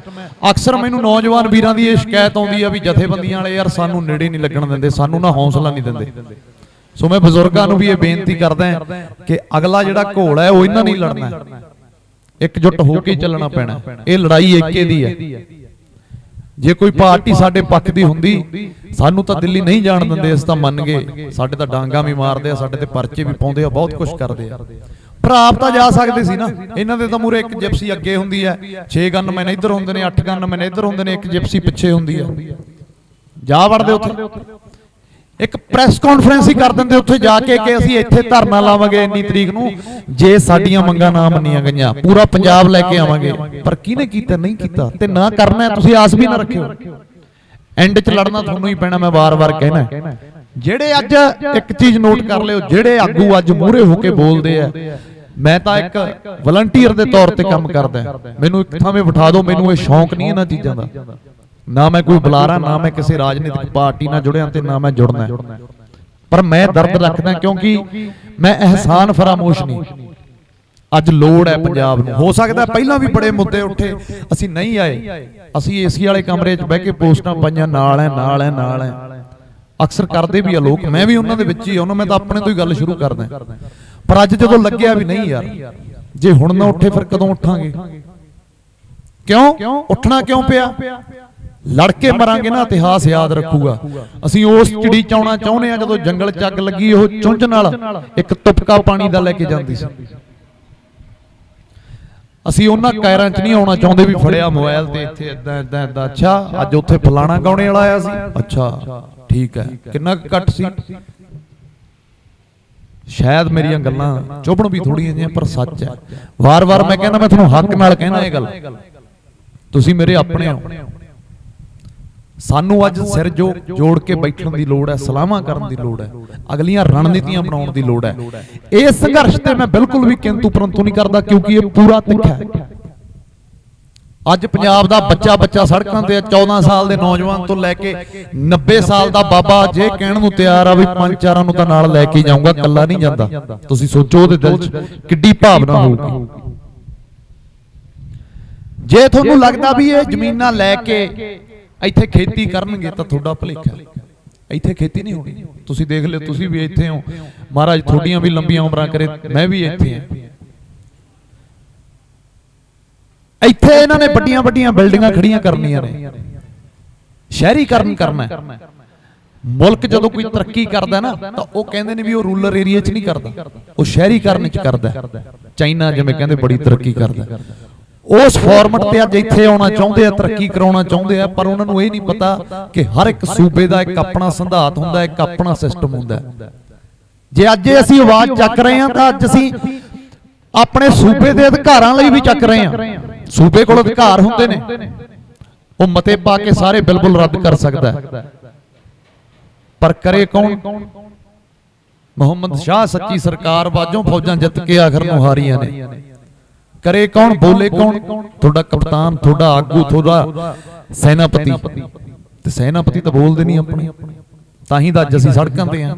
ਹਲੇ ਵੀ ਅਸੀਂ ਆਪਣੇ ਪੱਧਰ ਤੇ ਸੰਘਰਸ਼ ਕਰ ਰਹੇ ਹਾਂ। ਇਹ ਸਾਡੇ ਨਾਲ ਰੱਬ ਦਾ ਸਾਥ ਹੈ ਕਿ ਸਾਡਾ ਸੰਘਰਸ਼ ਇੱਕ ਲਹਿਰ ਪੂਰੇ ਪੀਕ ਤੇ ਚੱਲ ਰਹੀ ਆ, ਪੂਰੇ ਜੋਸ਼ ਨਾਲ ਚੱਲ ਰਹੀ ਆ। ਸਰਕਾਰਾਂ ਦਾ ਜਿਸ ਦਿਨ ਦਿਲ ਕਰੂਗਾ ਆਪਣੇ ਬੰਦੇ ਵਿੱਚ ਬਾੜ ਕੇ ਅੱਡੋ ਅੱਡ ਕਰ ਦੇਣਗੇ, ਡਾਂਗਾ ਮਾਰ ਕੇ, ਚਾਰਾਂ ਨੂੰ ਚੱਕ ਕੇ ਲੈ ਗਏ। ਜਦੋਂ ਮੇਰੇ ਵਰਗੇ ਨੂੰ 2 ਦਬ ਕੇ ਮਾਰੇ ਤਾਂ ਫਿਰ ਕਿਹਦਾ ਹੌਸਲਾ ਕਰਦਾ? ਪਰ ਅਸੀਂ ਪਿੱਛੇ ਨਹੀਂ ਹਟਾਂਗੇ, ਇਹ ਵਾਅਦਾ ਹੈ। ਪਹਿਲੇ ਦਿਨ ਵੀ ਸੀ ਤੇ ਅੱਜ ਵੀ ਹੈ, ਰਿਕਾਰਡਰਾਂ ਦੇ ਬਹੁਤ ਥਾਵੇਂ। ਮੈਂ ਤਾਂ ਕੋਈ ਵੋਟਾਂ ਨਹੀਂ ਲੈਣੀਆਂ ਕਿਸੇ ਤੋਂ, ਪਰ ਗੱਲ ਇਹੀ ਆ ਵੀ ਜਦੋਂ ਇਹ ਮਸਲਾ ਅਸੀਂ ਸਰਕਾਰ ਤੇ ਕਿਉਂ ਨਹੀਂ ਸਿੱਟਿਆ, ਅਸੀਂ ਇਹ ਮਸਲਾ ਜਥੇਬੰਦੀਆਂ ਤੇ ਕਿਉਂ ਸਿੱਟਿਆ? ਕਿਉਂਕਿ ਇਹ ਕੰਮ ਸਰਕਾਰ ਦਾ ਨਹੀਂ, ਜਥੇਬੰਦੀਆਂ ਦਾ। ਜਥੇਬੰਦੀਆਂ ਅੱਜ ਤੱਕ ਸਾਡੇ ਖੇਤਾਂ ਦੀ ਲੜਾਈ ਲੜਦੀਆਂ ਆਈਆਂ ਨੇ ਤੇ ਅੱਗੇ ਵੀ ਲੜਦੀਆਂ ਰਹਿਣਗੀਆਂ। ਚਲੋ ਠੀਕ ਲੈ, ਮੰਨ ਲੈਂਦੇ ਆ ਸਾਨੂੰ ਬੜੇ ਵੀਰਾਂ ਨੇ ਜਦੋਂ ਜਿਸ ਦਿਨ ਅਸੀਂ ਸਮਰਥਨ ਦਿੱਤਾ, ਕਿਹਾ ਕਿ ਜਥੇਬੰਦੀਆਂ ਇਦਾਂ, ਜਥੇਬੰਦੀਆਂ ਉਦਾਂ। ਮੈਨੂੰ ਵੀ ਸਟੇਜ ਤੋਂ ਇਹ ਗੱਲ ਮੈਂ ਕਹਿਣਾ ਚਾਹੁੰਦਾ ਕਿ ਜਦੋਂ ਮੈਂ ਕਿਸਾਨ ਭਵਨ ਗਿਆ ਤਾਂ ਉੱਥੇ ਸਾਡੀ ਮੀਟਿੰਗ, ਮੈਨੂੰ ਲੱਗਿਆ ਸੀ ਵੀ ਜਿੰਨੀਆਂ ਪਾਰਟੀਆਂ ਜਥੇਬੰਦੀਆਂ ਉਨੀਆਂ ਹੀ ਹੋਣਗੀਆਂ, ਪਰ ਜਦੋਂ ਮੈਨੂੰ ਪਤਾ ਲੱਗਿਆ ਵੀ 31 ਨੇ, ਇੱਕ ਵਾਰੀ ਮੇਰੇ ਦਿਮਾਗ 'ਚ ਵੀ ਆਇਆ ਵੀ ਇੰਨੀਆਂ ਯਾਰ। ਚਲੋ ਵਿਚਾਰਾਂ ਦਾ ਬਖਰੇਵਾ ਹੋ ਸਕਦਾ, ਵਿਚਾਰਧਾਰਾ ਅੱਡ ਹੋ ਸਕਦੀ ਹੈ, ਪਰ 31 ਨੇ ਕੀ ਕੀਤਾ? ਏਕਾ ਕੀਤਾ ਵੀ ਅਸੀਂ ਇੱਕ ਹਾਂ, ਸਾਨੂੰ ਨਹੀਂ ਕੋਈ ਫਰਕ ਪੈਂਦਾ, ਇਹ ਸਾਡੇ ਖੇਤਾਂ ਦੀ ਲੜਾਈ ਹੈ। ਬਾਕੀ ਮੁੱਦੇ ਸਾਡੇ ਅੱਡ ਹੋ ਸਕਦੇ ਆ। ਉਹਨਾਂ ਨੇ ਏਕਾ ਕੀਤਾ, ਅਸੀਂ ਸਮਰਥਨ ਦਿੱਤਾ। ਵਿੱਚੋਂ ਇੱਕ ਜਥੇਬੰਦੀ ਗਈ ਉੱਥੇ ਉਹਨਾਂ ਨੇ ਪਟੀਸ਼ਨ ਪਾਈ, ਇਹਨਾਂ ਨੇ ਜਦੇ ਸਸਪੈਂਡ ਕਰਤੀ, ਕੋਈ ਬੜਾ ਟਾਈਮ ਨਹੀਂ ਲਾਇਆ। ਤੇ ਇਹ ਬੜੀ ਇਹਨਾਂ ਦੇ ਜਥੇਬੰਦੀ ਵਾਲੇ ਵੀਰਾਂ ਦਾ ਮੈਂ ਸਤਿਕਾਰਯੋਗ ਇੱਥੇ ਧੰਨਵਾਦ ਕਰੂੰਗਾ ਕਿ ਇੱਕ ਟਾਈਮ ਵੀ ਨਹੀਂ ਲਾਇਆ ਇਹਨਾਂ ਨੇ। ਕਿਉਂ? ਕਿਉਂਕਿ ਅਸੀਂ ਅੱਜ ਉਸ ਮੋੜ ਤੇ ਖੜੇ ਆ, ਜੇ ਅਸੀਂ ਕਿਸੇ ਗਲਤ ਪਾਸੇ ਮੁੜ ਗਏ ਸਾਡਾ ਬਚਣਾ ਕੱਖ ਨਹੀਂ, ਫੂਕ ਫੂਕ ਕੇ ਕਦਮ ਧਰਨੇ ਪੈਣੇ ਨੇ। ਸੋ ਦੋ ਚਾਰ ਵਿੱਚੋਂ ਜੇ ਸੀਗੇ ਤਾਂ ਅਸੀਂ ਮੰਨਦੇ ਆ ਉਹ ਸਮਾਜ ਦਾ ਪੰਜੋਂ ਉਂਗਲੀਆਂ ਵੀ ਆਪਣੇ ਸਰੀਰ ਦੀਆਂ ਬਰਾਬਰ ਨਹੀਂ, ਤਾਂ ਆਪਾਂ ਕਿਸੇ ਨੂੰ ਕੀ ਕਹਿ ਸਕਦੇ ਆ। ਪਰ ਜਿਹੜੀ ਮਾਈਨੋਰਿਟੀ ਹੈ, ਜਿਹੜੀ ਜ਼ਿਆਦਾ ਹਿੱਸਾ ਹੈ, ਉਹ ਅੱਜ ਤਿਆਰ ਹੈ ਆਪਣੇ ਮੋਢੇ ਨਾਲ ਮੋਢਾ ਲਾ ਕੇ ਚੱਲਣ ਨੂੰ। ਜੇ ਜਥੇਬੰਦੀਆਂ ਨਾ ਹੁੰਦੀਆਂ ਤਾਂ ਮੈਨੂੰ ਲੱਗਦਾ ਇਹ ਜਿਹੜਾ ਪ੍ਰਾਈਵੇਟ ਕਰਨਾ 25-30 ਸਾਲ ਪਹਿਲਾਂ ਹੀ ਹੋ ਜਾਣਾ ਸੀ। ਆਪਣੇ ਜ਼ਮੀਨ, ਆਪਣੇ ਪੰਜਾਬ ਦੀ ਖੇਤੀ ਬਚਾਈ ਜਥੇਬੰਦੀਆਂ ਨੇ। ਅੱਜ ਬੜੇ ਲੋਕ ਜਥੇਬੰਦੀਆਂ ਤੇ ਸਵਾਲ ਖੜੇ ਕਰ ਦਿੰਦੇ ਆ ਕਿ ਜਥੇਬੰਦੀਆਂ ਤਾਂ ਜੀ ਇਦਾਂ, ਜਥੇਬੰਦੀਆਂ ਤਾਂ ਜੀ ਉਦਾਂ, ਸਾਡਾ ਇਦਾਂ ਤੋਂ ਪ੍ਰੋਪੋਗੈਂਡਾ ਸਾਰਾ ਕੁਝ ਤੁਹਾਡੇ ਸੰਘਰਸ਼ ਨੂੰ ਪਾੜਨ ਦੀ ਕੋਸ਼ਿਸ਼ ਹੈ। ਮੈਂ ਪਹਿਲਾਂ ਕਹਿਤਾ ਕੋਸ਼ਿਸ਼ਾਂ ਹੋਣੀਆਂ ਸ਼ੁਰੂ ਹੋ ਗਈਆਂ, ਬੰਦੇ ਵਿੱਚ ਵੜ ਗਏ, ਹੁਣ ਪਛਾਣਨੇ ਤੁਸੀਂ ਨੇ। ਵਾਰੇ-ਵਾਰੇ ਸਵਾਲ ਆਉਂਦਾ ਬਾਈ ਤੂੰ ਸਾਡਾ ਲੀਡਰ ਹੈ, ਸਾਨੂੰ ਤੇਰੇ ਚੋਂ ਭਗਤ ਸਿੰਘ ਦੀਂਦਾ। ਮੈਨੂੰ ਹਾਸਾ ਆ ਜਾਂਦਾ ਵੀ ਕੇਸ ਉਹ ਸੱਚੀ ਰੂਹ ਨਾਲ ਯਾਰ ਤੁਸੀਂ ਕੰਪੈਰੀਜ਼ਨ ਕਿਉਂ ਕਰਦੇ ਹੋ? ਸਾਨੂੰ ਅੱਜ ਭਗਤ ਸਿੰਘ ਦੀ ਲੋੜ ਨਹੀਂ, ਸਾਨੂੰ ਭਗਤ ਸਿੰਘ ਦੀ ਸੋਚ ਦੀ ਲੋੜ ਹੈ। ਇੱਕ ਭਗਤ ਸਿੰਘ ਨਾਲ ਨਹੀਂ ਅੱਜ ਕੁਝ ਹੋਣਾ ਹੈਗਾ, ਸਭ ਨੂੰ ਹੀ ਬਣਨਾ ਪੈਣਾ ਭਗਤ ਸਿੰਘ, ਤਾਂ ਕਿਤੇ ਜਾ ਕੇ ਗੱਲ ਸਿਰੇ ਲੱਗਣੀ। ਉਹ ਫਿਰ ਉਹ ਕਹਾਵਤ ਨਹੀਂ ਹੈਗੀ ਕਹਿੰਦੇ ਵੀ ਭਗਤ ਸਿੰਘ ਜੰਮੇ ਤਾਂ ਸਹੀ ਪਰ ਸਾਡੇ ਘਰੇ ਨਾ ਜੰਮੇ। ਉਸ ਮੋੜ ਤੇ ਖੜੇ ਆ ਅੱਜ, ਤਾਂ ਜਾ ਦੇਣਾਗੇ। ਅੱਜ ਧਰਨੇ ਲਾਏ ਨੇ ਆਪਾਂ ਆਪਣੀ ਜ਼ਮੀਨ ਕਰਕੇ। ਜੇ ਅੱਜ ਤੋਂ 10 ਸਾਲ ਪਹਿਲਾਂ ਧਰਨੇ ਲਾਉਂਦੇ ਕਿ ਪੰਜਾਬ ਚ ਆ ਕੇ ਕੋਈ ਬਾਹਰਲਾ ਬੰਦਾ ਜ਼ਮੀਨ ਨਹੀਂ ਲੈ ਸਕਦਾ, ਤਾਂ ਇਹ ਦਿਨ ਹੀ ਨਾ ਆਉਂਦੇ। ਰਾਜਸਥਾਨ ਚ ਲੈ ਸਕਦਾ, ਉੱਤਰਾਂਚਲ ਚ ਲੈ ਸਕਦਾ, ਹਿਮਾਚਲ ਚ ਲੈ ਸਕਦਾ, ਨਹੀਂ ਲੈ ਸਕਦਾ। ਅਗਲੇ ਝਾਕਣ ਨਹੀਂ ਦਿੰਦੇ। ਸੋ ਜਦੋਂ ਤੱਕ ਕਹਿੰਦੇ ਜੀ ਆ ਫਲਾਣਾ ਮੌਲ ਆ ਗਿਆ ਜੀ, ਇੱਥੇ ਅਕਵਾਇਰ ਹੋ ਗਈ, ਇੱਥੇ ਉਹ ਫੈਕਟਰੀ ਆ ਗਈ, ਇਹ ਸਭ ਪ੍ਰੋਪੋਗੈਂਡੇ ਨੇ। ਮੈਂ ਇਹਨਾਂ ਚੀਜ਼ਾਂ 'ਚ ਜਾਣਾ ਨਹੀਂ ਚਾਹੁੰਦਾ। ਪਰ ਜੇ ਮੈਂ ਅੱਜ ਦੇ ਮੁੱਦੇ ਤੇ ਆਵਾਂ, ਬਿੱਲਾਂ ਦੇ ਮੁੱਦੇ ਤੇ ਆਵਾਂ, ਤਾਂ ਉਹ ਬਿੱਲਾਂ 'ਚ ਉਹ ਬਿੱਲਾਂ ਦੀ ਲੈਂਗੁਏਜ ਇੰਨੀ ਭਾਰੀ ਤੇ ਇੰਨੀ ਔਖੀ ਹੈ ਨਾ। ਦੋ ਵਕੀਲ ਨੇ ਮੇਰੇ ਦੋਸਤ, ਉਹ ਕਹਿੰਦੇ ਸਾਡਾ 20-20 ਸਾਲ ਦਾ ਕੈਰੀਅਰ ਹੋ ਗਿਆ, ਕਦੇ ਸਾਨੂੰ ਵੀ ਐਸੇ ਸ਼ਬਦ ਅੱਜ ਤੱਕ ਹਿਸਟਰੀ 'ਚ ਪੜ੍ਹਨ ਨੂੰ ਨਹੀਂ ਮਿਲੇ ਜੋ ਉਹਨਾਂ ਬਿੱਲਾਂ 'ਚ ਲਿਖਿਆ ਹੋਇਆ। ਇੰਨੀਆਂ ਘੁੰਡੀਆਂ। ਮੈਂ ਕੰਟਰੈਕਟ ਕਰਦੇ ਆ ਸੀ ਕਦੇ ਵੀ, ਜਿਹੜੀ ਕੰਪਨੀ ਆ ਜਦੋਂ ਆਰਟਿਸਟ ਇੱਕ ਗਾਉਂਦਾ ਨਵਾਂ ਆਉਂਦਾ ਤਾਂ ਕੰਪਨੀ ਉਹਦੇ ਨਾਲ ਇੱਕ ਕੰਟਰੈਕਟ ਕਰ ਲੈਂਦੀ ਹੈ 25-30 ਪੇਜਾਂ ਦਾ ਹੁੰਦਾ। ਚਲੋ ਆਰਟਿਸਟ ਵੀ ਛੱਡੋ, ਆਪਾਂ ਬੈਂਕ ਤੋਂ ਲੋਨ ਲੈਂਦੇ ਆ, ਸਾਰਿਆਂ ਦੀਆਂ ਨੇ ਲਿਮਟਾਂ ਚੱਲਦੀਆਂ, ਸਾਰਿਆਂ ਦੇ ਲੋਨ ਵੀ ਨੇ। ਮੈਨੂੰ ਨਹੀਂ ਲੱਗਦਾ ਕਿਸੇ ਦਾ ਨਹੀਂ ਹੋਊਗਾ। ਬੜਾ ਜਿਹਾ ਦੱਸਿਓ ਹੱਥ ਖੜਾ ਕਰ ਕਰਕੇ ਕਿਹਦਾ ਹੈਗਾ ਲੋਨ। ਚਲੋ ਫਿਰ ਤਾਂ ਭਾਈ ਮਾਝੇ ਵਾਲੇ ਲੋਕ ਅਮੀਰ ਨੇ ਭਾਈ, ਹੱਥ ਘੱਟ ਖੜੇ ਹੋਏ ਨੇ। ਠੀਕ ਹੈ, ਚਲੋ ਮਹਾਰਾਜ ਤੁਹਾਨੂੰ ਚੜ੍ਹਦੀ ਕਲਾ 'ਚ ਰੱਖੇ, ਐਦਾਂ ਹੀ ਤੁਹਾਡੇ ਕੰਮਕਾਰ 'ਚ ਤਰੱਕੀਆਂ ਬਖਸ਼ੇ। ਉਹ ਜਦੋਂ ਬੈਂਕ 'ਚ ਸਾਈਨ ਕਰਾਉਂਦੇ ਆ ਨਾ ਬਾਈ ਜੀ, ਉਹ ਐਡੀ ਮੋਟੀ ਫਾਈਲ ਹੁੰਦੀ ਆ। ਪਹਿਲੇ ਪੇਜ ਤੋਂ ਜਦੋਂ ਆਪਾਂ ਸਾਈਨ ਕਰਨ ਲੱਗਦੇ ਆ, ਅਖੀਰਲੇ ਪੇਜ ਤੱਕ ਆਉਣੇ, ਆਪਣੇ ਸਾਈਨ ਆਪਾਂ ਨੂੰ ਹੀ ਸਮਝ ਆਉਣੋਂ ਹਟ ਜਾਂਦੇ ਆ, ਇੰਨੇ ਪੇਜ ਹੁੰਦੇ ਆ। ਉਹ ਐਸਾ ਕੰਟਰੈਕਟ ਹੈ ਨਾ, ਉਹ ਐ ਬੰਨ ਲੈਂਦੇ ਆ ਵੀ ਆਪਾਂ ਚਾਹ ਕੇ ਵੀ ਨਿਕਲ ਸਕਦੇ ਹੀ ਨਹੀਂ। ਉਹ ਵੀ ਇਦਾਂ ਹੀ ਹੈ। ਐਸੇ ਸ਼ਬਦ ਨੇ ਜਿਹੜੇ ਸਮਝੇ ਨਹੀਂ, ਪੰਜਾਬੀ 'ਚ ਨਹੀਂ ਸਮਝ ਆਉਂਦੇ ਸਾਨੂੰ। ਹੁਣ ਅਸੀਂ ਕੀ ਕੀਤਾ? ਬਿਲਕੁਲ ਸਰਲ ਭਾਸ਼ਾ, ਬਿਲਕੁਲ ਜਿਹੜੀ ਸਾਡੀ ਸਿੱਧੀ ਪੰਜਾਬੀ ਹੈ। ਇੱਕ ਤਾਂ ਹੁੰਦੀ ਹੈ ਕਿਤਾਬੀ ਭਾਸ਼ਾ, ਇੱਕ ਹੁੰਦੀ ਹੈ ਸਿੱਧੀ ਭਾਸ਼ਾ। ਉਹਦੀ 1 ਲੱਖ ਕਾਪੀ ਬਣਵਾਈ ਹੈ, 2 ਦਿਨਾਂ ਤੱਕ ਸਾਡੇ ਕੋਲ ਆ ਜਾਣੀ ਹੈ। ਅਸੀਂ ਆਪ ਦੇ ਵੱਲੋਂ ਵੰਡਣ ਦੀ ਕੋਸ਼ਿਸ਼ ਕਰ ਰਹੇ ਹਾਂ। ਅਸੀਂ ਵੰਡਾਂਗੇ ਸਾਰੇ ਪੰਜਾਬ 'ਚ। ਜੇ ਕੋਈ ਸੱਜਣ ਚਾਹੁੰਦਾ ਤਾਂ ਤੁਸੀਂ ਵੀ ਵੰਡਿਓ, ਇਦੋਂ ਵੱਡਾ ਪੁੰਨ ਕੋਈ ਨਹੀਂ ਹੈਗਾ। ਕਿਉਂਕਿ ਹਲੇ ਵੀ ਬੜੇ ਵੀਰ ਇਹੋ ਜਿਹੇ ਨੇ, ਜਦੋਂ ਮੈਂ ਕਿਸੇ ਨੂੰ ਪੁੱਛ ਲੈਣਾ ਵੀ ਪਤਾ ਹੈ ਬਿੱਲਾਂ 'ਚ ਕੀ ਲਿਖਿਆ, ਉਹਨਾਂ ਦਾ ਜਵਾਬ ਕਿਉਂਕਿ ਹੁੰਦਾ ਦਿੱਲੀ ਨੂੰ ਝਾਂਜਰ ਪਾ ਕੇ ਨਚਾ ਦਾਂਗੇ, ਦਿੱਲੀ ਨੂੰ ਟੰਗ ਦਾਂਗੇ, ਦਿੱਲੀ ਨੂੰ ਚੱਕ ਦਾਂਗੇ। ਐਦਾਂ ਨਹੀਂ ਗੱਲ ਬਣਨੀ ਹੈਗੀ। ਝਾਂਜਰ ਪਾ ਕੇ ਨਹੀਂ ਉਹਨੇ ਨੱਚਣਾ, ਉਹਦੇ ਕੋਲ ਬੜਾ ਦਿਮਾਗ ਹੈ। ਸੋ ਥੋੜਾ ਅਵੇਅਰ ਹੋਣ ਦੀ ਲੋੜ ਹੈ। ਉਹ ਕਾਪੀਆਂ ਜੇ ਤੁਹਾਡੇ ਕੋਲ ਪਹੁੰਚਣਗੀਆਂ, ਅਸੀਂ ਕੋਸ਼ਿਸ਼ ਕਰਾਂਗੇ ਕਿ ਵੱਧ ਤੋਂ ਵੱਧ ਬਣਾ ਸਕੀਏ। ਤੁਸੀਂ ਗਾਂ ਦੀ ਗਾਂ ਪੜ੍ਹ ਕੇ ਗਾਂ ਦੇ ਦਿਓ। ਜੇ ਤੁਸੀਂ ਛਪਾ ਨਹੀਂ ਸਕਦੇ ਤਾਂ ਤੁਸੀਂ ਪੜ੍ਹ ਕੇ ਗਾਂ ਦੇ ਦਿਓ। ਮਤੇ ਪਾਉਣੇ ਸ਼ੁਰੂ ਕਰੋ ਪਿੰਡਾਂ 'ਚ ਆਪ ਦੀ ਜ਼ਿੰਮੇਵਾਰੀ ਤੇ। ਨੌਜਵਾਨ ਵੀਰ ਨੇ ਗਰੁੱਪ ਬਣਾ ਲਓ, 10-10 ਜਣਿਆਂ ਦਾ, 20-20 ਜਣਿਆਂ ਦਾ। ਇੱਕ ਜਣਾ ਇੱਕ ਹੀ ਬੰਦਾ ਆਪਣੇ ਨਾਲ ਲੈ ਕੇ ਆਵੇ। ਅਸੀਂ ਨਹੀਂ ਕਹਿੰਦੇ ਵੀ ਇੱਕ ਜਣਾ 20 ਬੰਦੇ ਲੈ ਕੇ ਆਵੇ, ਤਾਂ ਵੀ ਜੇ ਤੁਸੀਂ 10 ਹੋ ਤਾਂ ਤੁਸੀਂ 20 ਹੋ ਜਾਓਗੇ, ਜੇ 20 ਹੋ ਤਾਂ ਤੁਸੀਂ 40 ਹੋ ਜਾਓਗੇ। ਰਣਨੀਤੀ ਬਣਾਉਣ ਦੀ ਲੋੜ ਹੈ। ਬੜੇ ਵੀਰ ਮੈਨੂੰ ਕਹਿੰਦੇ ਨੇ ਬਾਈ ਹੁਣ ਫਸਲ ਵੀ ਆ ਗਈ ਤੇ ਹੁਣ ਗਾਉਣੇ ਵਾਲੇ ਵੀ ਸਾਰੇ ਆਪਦੇ ਅੱਗੇ ਸੀਜ਼ਨ ਆ ਜਾਣਾ, ਕੰਮ ਕਰ ਚੱਲ ਪੈਣੇ ਨੇ, ਘਰੋਂ ਘਰੀ ਵੜ ਜਾਣੇ, ਤੇ ਉਸ ਤੋਂ ਬਾਅਦ ਚ ਸਰਕਾਰਾਂ ਤਾਂ ਹੀ ਤਾਂ ਕੁਝ ਕਰਦੀਆਂ ਨਹੀਂ ਵੀ ਅਸੀਂ ਤਾਂ ਖੁੱਲੇ ਆ। ਪਰ ਸਾਡੇ ਵੱਲੋਂ ਇਹ ਯਕੀਨ ਹੈ ਕਿ ਅਸੀਂ ਨਹੀਂ ਘਰੇ ਬੈਠੇ, हाँ ठीक है, साडा काम है, किता साडा करांगे। आर्थिक लोड़ां हर एक बंदे दियां ने, थोड़ियां भी ने, तुसीं भी। ਅਸੀਂ ਅੱਜ ਤੱਕ ਕਿਸੇ ਧਰਨੇ 'ਚ ਇਹ ਨਹੀਂ ਕਿਹਾ ਕਿ ਤੁਸੀਂ ਆਪ ਦਾ ਭਾਈ ਕੰਮ ਛੱਡੋ, ਨਾ ਛੱਡੋ। ਖਾਓਗੇ ਕੀ? ਖਾਣ ਦੀ ਤਾਂ ਲੜਾਈ ਹੈ, ਰੋਟੀ ਦੀ ਤਾਂ ਲੜਾਈ ਹੈ, ਢਿੱਡ ਦੀ ਤਾਂ ਲੜਾਈ ਹੈ। ਸਾਨੂੰ ਕਿਹੜਾ ਕਿਸੇ ਨੇ ਨੌਕਰੀਆਂ ਦੇਣੀਆਂ ਨੇ? ਸਾਡੇ ਕੋਲ ਤਾਂ ਉਹੀ ਕੁੱਲ ਮਿਲਾ ਕੇ ਪੁਰਾਣੇ ਫੋੜ ਨੇ, ਉਹਨਾਂ ਤੇ ਚੜ੍ਹਨਾ। ਸਰਕਲ ਚੱਲਦਾ। ਜੇ ਤੁਸੀਂ ਕਹਿੰਦੇ ਹੋ ਵੀ ਖੇਤੀ 'ਚੋਂ ਸਾਨੂੰ 2-2 ਕਰੋੜ ਰੁਪਏ ਆਉਂਦਾ ਸਾਲ ਦਾ, ਨਹੀਂ ਆਉਂਦਾ।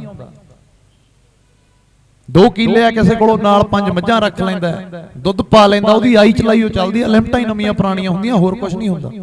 ਫਿਰ ਹੁਣ ਮੈਨੂੰ ਬੜੇ ਵੀਰ ਕਹਿਣ ਲੱਗੇ, ਯਾਰ ਤੂੰ ਨਾ ਜਦੋਂ ਸਿਆਣੀਆਂ ਜੀਆਂ ਗੱਲਾਂ ਕਰਦਾ ਨਾ, ਤੂੰ ਯਾਰ ਚੰਗਾ ਨਹੀਂ ਲੱਗਦਾ, ਤੂੰ ਨਾ ਚੱਕ ਕੇ ਰੱਖਿਆ ਕਰ, ਚੱਕ ਕੇ ਕੰਮ, ਤੂੰ ਨਾ ਤੱਤਾ ਰੱਖਿਆ ਕਰ, ਉਹਦੇ ਨਾਲ ਕੀ ਹੋ ਜਾਊਗਾ? ਮੈਂ ਤੱਤਾ ਰੱਖ ਦਿੰਦਾ, ਇੱਥੇ 2 ਗਾਲਾਂ ਇੱਧਰ ਕੱਢ ਦਿੰਦਾ, 2 ਐ ਕਹਿ ਦਿੰਦਾ, ਤੁਸੀਂ ਐ ਲੱਗਦੇ ਹੋ, ਫਲਾਣੇ ਲੱਗਦੇ ਹੋ, ਪਰ ਉਹਦੇ ਨਾਲ ਹੋਣਾ ਕੁਝ ਨਹੀਂ।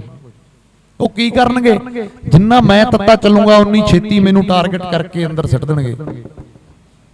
ਤੇ ਆਉਣ ਵਾਲੇ ਦਿਨਾਂ 'ਚ ਤੁਹਾਨੂੰ ਨਿਊਜ਼ ਮਿਲ ਵੀ ਜਾਊਗੀ, ਬੜੀ ਛੇਤੀ ਤੁਹਾਨੂੰ ਇਹ ਖਬਰ ਸੁਣਨ 'ਚ ਮਿਲੂਗੀ। ਪਰ ਮੈਨੂੰ ਕੋਈ ਸੱਚੇ ਬੰਦੇ ਨੂੰ ਕਾਹਦਾ ਡਰ? ਮਹਾਰਾਜ ਸਾਥ ਦਿੰਦਾ, ਰਾਹ ਬਣਾਉਂਦਾ ਮਹਾਰਾਜ। ਸਿਰਫ ਤੁਹਾਡੀ ਸੋਚ ਹੋਣੀ ਚਾਹੀਦੀ ਹੈ। ਤੁਸੀਂ ਸੋਚੋ, ਜਦੋਂ ਤੁਸੀਂ ਸੋਚ ਲਿਆ ਵੀ ਅਸੀਂ ਜਿੱਤਣਾ ਹੈ, ਤਾਂ ਤੁਸੀਂ ਅੱਧੀ ਲੜਾਈ ਉਦੋਂ ਹੀ ਜਿੱਤ ਗਏ। ਪੰਜਾਬੀ ਨੇ ਜਿਹੜੇ ਚੜ੍ਹਦੀ ਕਲਾ ਦਾ ਸੰਕੇਤ ਨੇ ਦੁਨੀਆ 'ਚ, ਜਿਹਦੀ ਜ਼ੁਬਾਨ ਤੇ ਫਤਿਹ ਉਹ ਕਹਿੰਦੇ ਸਿਆਣੇ, ਉਹਦੀ ਜਹਾਨ 'ਚ ਫਤਿਹ। ਸੋ ਕਦੇ ਇਹ ਨਾ ਸੋਚੋ ਵੀ ਇਦਾਂ ਇਹ ਹੁਣ ਸੰਘਰਸ਼ ਧਰਨੇ ਘਟ ਜਾਣਗੇ ਜਾਂ ਕਲਾਕਾਰ ਘਰੇ ਬਹਿ ਜਾਣਗੇ ਫਿਰ ਅਸੀਂ ਨਹੀਂ ਆਉਣਾ। ਇਹ ਕਲਾਕਾਰਾਂ, ਇਹ ਤਾਂ ਕੋਈ ਲੌਜਿਕ ਹੀ ਨਹੀਂ ਬਣਦਾ ਨਾ ਵੀ ਕਲਾਕਾਰਾਂ ਕਰਕੇ ਅਸੀਂ ਆਉਣਾ। ਕਲਾਕਾਰਾਂ ਕਰਕੇ ਥੋੜੀ ਆਉਣਾ ਯਾਰ, ਅਸੀਂ ਤਾਂ ਆਪਣੇ ਖੇਤਾਂ ਕਰਕੇ ਆਉਣਾ। ਰੋਟੀ ਪਾਣੀ ਦਾ ਤਾਂ ਮਸਲਾ ਹੈਗਾ ਹੀ ਹੈ, ਪਰ ਇਹ ਖੇਤਾਂ ਨਾਲ ਸਾਡਾ ਇਤਿਹਾਸ ਜੁੜਿਆ ਹੋਇਆ। ਇੱਥੋਂ ਤੁਸੀਂ ਨਿਗਾਹ ਮਾਰਦੇ ਹੋ, 600-500 ਕਿੱਲੇ ਦਾ ਰਕਬਾ, ਕਿਤੇ ਗੰਨੇ ਆ, ਕਿਤੇ ਜੀਰੀ ਲੱਗੀ ਆ, ਡੇਕਾਂ ਖੜੀਆਂ ਨੇ, ਮੋਟਰਾਂ ਨੇ, ਤੁਹਾਨੂੰ ਇਹ ਥੋੜੀ ਦਿਖਣਗੀਆਂ ਫਿਰ ਇੱਥੇ। ਤੁਹਾਡੇ ਆਪ ਦੇ ਖੇਤ ਨਹੀਂ ਪਛਾਣੇ ਜਾਣੇ। ਅਗਲਿਆਂ ਨੇ 5-5 ਹਜ਼ਾਰ ਏਕੜ ਦੇ ਵੱਡੇ ਟੱਕ ਬਣਾਉਣੇ ਆ, ਤੇ ਐਸੇ ਟਰੈਕਟਰ ਇੱਥੇ ਲਿਆ ਕੇ ਪਲਾਂਟ ਕਰਨੇ ਆ ਕਿ 2-3 ਟਰੈਕਟਰ 5000 ਕਿੱਲਾ ਵਾਹ ਕੇ ਸ਼ਾਮ ਨੂੰ ਗਰਾਜ ਚਲਾ ਦਿਆ ਕਰਨਗੇ। ਹੋ ਸਕਣ, ਹੋ ਇਹ ਵੀ ਸਕਦਾ ਕਿ ਬਾਹਰਲੇ ਮੁਲਕਾਂ 'ਚ ਚੱਲਦਾ ਕਿ ਕੰਪਿਊਟਰਾਈਜ਼ ਹੀ ਹੋ ਜਾਵੇ ਸਾਰਾ ਕੁਝ, ਰੋਬੋਟ ਬਣ ਜੇ। ਬੜਿਆਂ ਵੀਰਾਂ ਨਾਲ ਮੇਰੀ ਇਹ ਵਿਚਾਰ ਹੋਈ ਇੱਕ ਦਿਨ, ਉਹ ਕਹਿੰਦੇ ਬਾਈ ਜੇ ਮੰਡੀ ਦੇ ਬਾਹਰ ਓਪਨ ਮੰਡੀ ਲੱਗੂਗੀ ਤਾਂ ਸਾਨੂੰ ਤਾਂ ਪੈਸੇ ਵੱਧ ਹੀ ਦੇਣਗੇ। ਮੈਂ ਕਿਹਾ ਇਹ ਭੁਲੇਖਾ ਤੁਹਾਡਾ ਵੀ ਤੁਹਾਨੂੰ ਪੈਸੇ ਵੱਧ ਦੇਣਗੇ। ਸਾਡਾ ਇੱਕ ਆੜ੍ਹਤੀ ਨਾਲ ਰਿਸ਼ਤਾ ਹੈ। ਮੰਡੀ ਚੱਕਤੀ ਵਿੱਚੋਂ ਆੜ੍ਹਤੀਆ ਚੱਕਤਾ, ਉਹ ਸਾਡੇ ਪਰਿਵਾਰ ਦਾ ਇੱਕ ਅੰਗ ਹੈ, ਸਾਡਾ 9 ਮਾਸ ਦਾ ਇੱਕ ਰਿਸ਼ਤਾ ਹੈ ਉਹਦੇ ਨਾਲ। ਸਾਨੂੰ ਜਦੋਂ ਵੀ ਲੋੜ ਪੈਂਦੀ ਅਸੀਂ ਝੋਲਾ ਚੱਕ ਕੇ ਉਹਦੇ ਕੋਲ ਜਾਂਦੇ ਆ।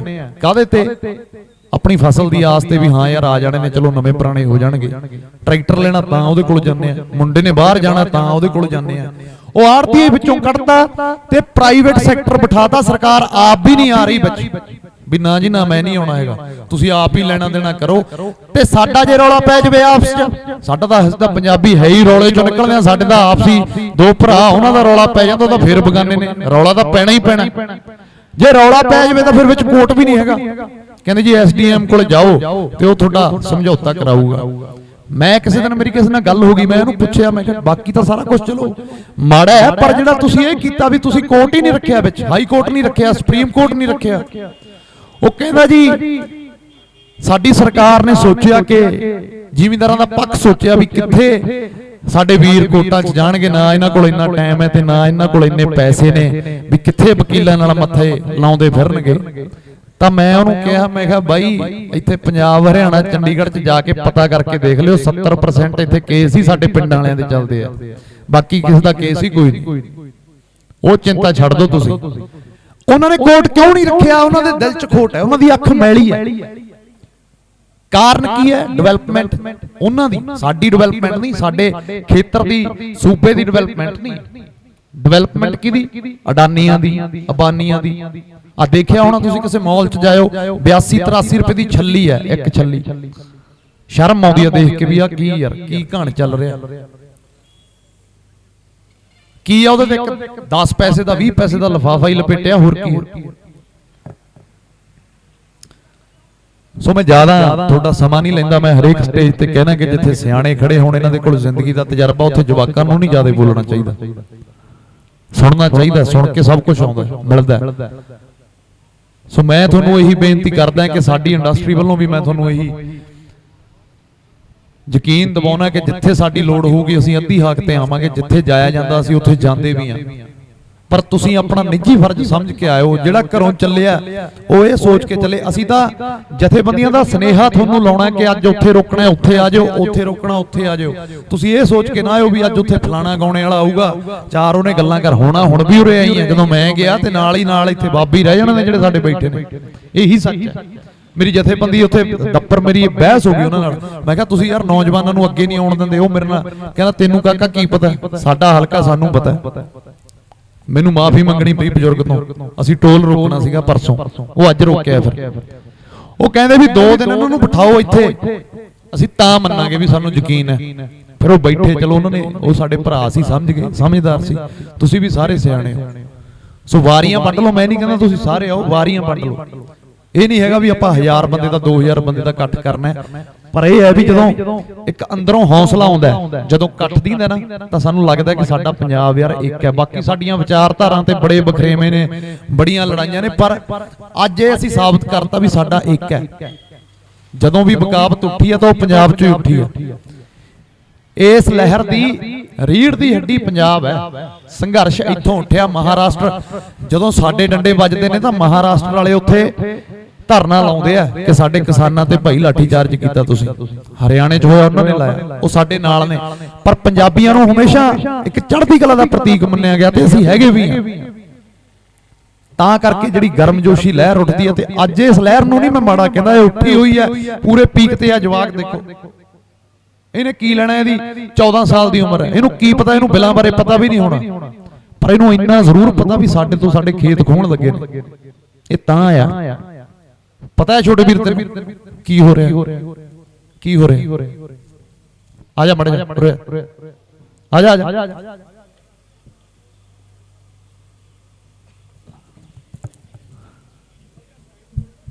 ਕਿਉਂ ਤੂੰ ਇੱਥੇ ਆਇਆ ਅੱਜ?